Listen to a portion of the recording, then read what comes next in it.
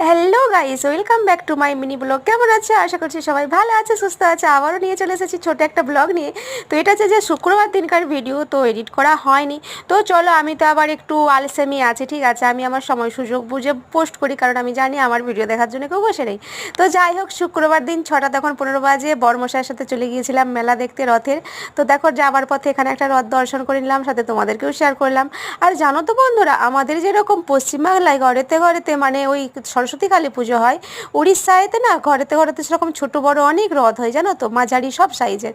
তো যাই হোক, আমরা চলে এসেছিলাম কটক হাইকোর্টের কাছে। তো গেটটা তো তোমাদেরকে শেয়ার করলাম, পাশে জগন্নাথ দেবের মন্দিরটাও। ওখান থেকেই রথযাত্রা শুরু করেছে, বাট টানা হয় অনেকটা চলে আসছে। আমরা খুঁজতে খুঁজতে দেখো অবশেষে রথের দেখা মিললো। মন্দিরটাকে খুব সুন্দর সাজিয়েছে, বাট কোনোদিন ওই মন্দিরের ভেতরে আমি প্রবেশ করিনি। তো দেখা যাক, যদি জগন্নাথ দেব টানে নিশ্চয়ই একদিন গিয়ে দর্শন করে আসবো। এখানে অনেক মন্দির, জানো তো, এক হাত ছাড়া ছাড়া মন্দির। তো যাই হোক, এই রাস্তাটায় প্রচণ্ড ভিড় হয়। বর্মশাই আমাদেরকে নামিয়ে দিল, বললো আমি বাইকটা ঘুরিয়ে নিয়ে আসছি, তোমরা যাও রথ টানো। তো এসে দেখলাম প্রচণ্ড প্রচণ্ড ভিড়, মানে রথের সাথে সাথেই এখানে তো মেলা যায়, আর প্রচুর মানে লোকজন যায়, রাস্তাঘাটে ভিড়। আর রথ যেই টানা হয়ে গেছে ওদিকে খালি, বুঝতে পেরেছো তো। তো যাই হোক, আমরা যে আই লাভ কটক যাই, ওখানে রথটা গিয়ে দাঁড়াবে। তো গত বছর তো মেলা দেখতে এসেছিলাম, ও বছর দেখেছিলাম সেরকম কিছুই বসেনি, শুধু ওই ইডলি দই বড়া ফুচকা। তো চলো এবছর কীরকম বসে দেখা যাক। তো প্রণাম করে নিলাম, ছেলে আমি প্রসাদ নিয়ে নিলাম, আর ছেলে তো তুলসী পাতা খেতে খুব পছন্দ করে, তাই এক মুঠা নিয়ে হাই ভরে দিল। আমি বরমশাইয়ের জন্য একটু ব্যাগে করে নিয়ে চলে এসেছি, কারণ বরমশাইকে দেবো, এই যে দিয়ে দিচ্ছি। ছেলে আমি একটু সেলফি তুলে নিলাম। এখানেও একটা মন্দির ছিল, তো ওখানেই আরতি হচ্ছে, আর ঠাকুর মানে রথটা দাঁড়িয়েছে আর কি। তো পুজো চলছে। তো চলো, বরমশাইকে বললাম এখানে আমরা রথের টানি মানে টানতে পারবো না, যেহেতু গলির রথ টেনেছে। তো ছেলেকে বললাম প্রচণ্ড ভিড়, কোথায় কি চাপা পড়ে যাব, তো চলো পালিয়ে যাই। ওই জন্য এখানকে চলে এসেছি মেলাতলার কাছকে। দেখো, এবারে এসে দেখলাম অনেক অনেক মেলা বসেছে এখানে, জানো তো।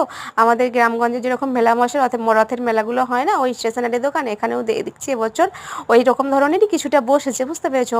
মানে দেশে ঘরের মতো বড় হয়নি, বাট তবু ভালোই হয়েছে গত বছরের থেকে, জানো তো। মানে ওই হরেক মাল থেকে, আর ওই লঙ্কার চপ থেকে, তারপর স্টেশনারি জিনিস সমস্ত কিছু। তো যাই হোক, আমি প্রথমেই ঢুকে চলে এসেছিলাম চুড়ির দোকানে। আজকাল চুড়ির প্রতি একটু বেশিই আকর্ষণ আমার, মানে পছন্দ করতে পারিনি, যদিও যদিও একটা পছন্দ হয়েছিল, বাট আমার সাইজে মিলেনি। তো দেখে দেখে দাম জিজ্ঞেস করেই চলে আসছি, কি আর করব। তো দেখা যাক। তো তারপরে ঘুরে ফিরে দেখো, এই যে টুকটাক কিছু মার্কেটিং করে এই যে খেয়ে নিচ্ছি লঙ্কার চপ। ছেলেকেও খিদে পেয়ে গেছে, ও খাচ্ছে সেই ময়দার বলগুলো। তারপরে খেলাম ফুচকা, আইসক্রিম, ঝালমুড়ি।